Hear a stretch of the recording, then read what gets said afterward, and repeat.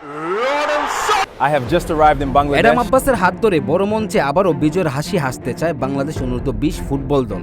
যেখানে শেষ করেছিলেন রুনান সুলিমান, সেখান থেকে আবার শুরু করতে চান অ্যাডাম আব্বাসরা। একটা স্বপ্ন, একটা জার্সি আর দেশের জন্য কিছু করে দেখানোর তীব্র ইচ্ছা, এই তিনটি নিয়েই বড় মঞ্চের জন্য প্রস্তুত হচ্ছে বাংলাদেশের তরুণ ফুটবলাররা।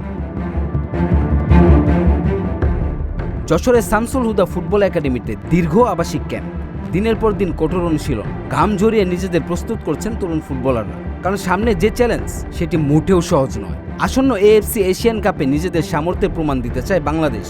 শুধু অংশ নিতে নয়, শিরোপা জয়ের মিশন নিয়ে মাঠে নামার লক্ষ্য তরুণদের। এরই মধ্যে বেশ কয়েকটি প্রস্তুতি ম্যাচও খেলেছে দলটি। প্রতিটি ম্যাচ থেকে নিজেদের ভুল শুধরে নেওয়ার চেষ্টা করছে তারা।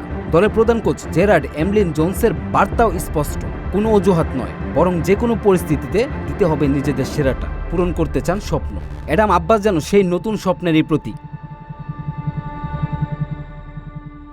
ইংল্যান্ড থেকে বাংলাদেশে আসা 19 বছর বয়সী এই তরুণ খেলেছেন ম্যানচেস্টার ইউনাইটেড ও বার্নলির যুব পর্যায়ে। তার মূল পজিশন রাইট উইঙ্গার, তবে প্রয়োজনে খেলতে পারেন আক্রমণ ভাগের সামনেও।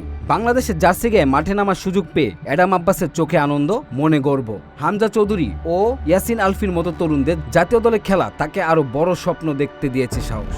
তবে স্বপ্ন যত বড়, পথটাও তত কঠিন। সামনে কঠিন প্রতিপক্ষ, বড় মঞ্চ এবং দেশের কোটি মানুষের প্রত্যাশা। কিন্তু লড়াই করতে প্রস্তুত উদীয়মান এই তরুণরা, কারণ তারা জানে ইতিহাস তৈরি হয় শুধু প্রতিভায় নয়, সাহস আর জয়ের মানসিকতা।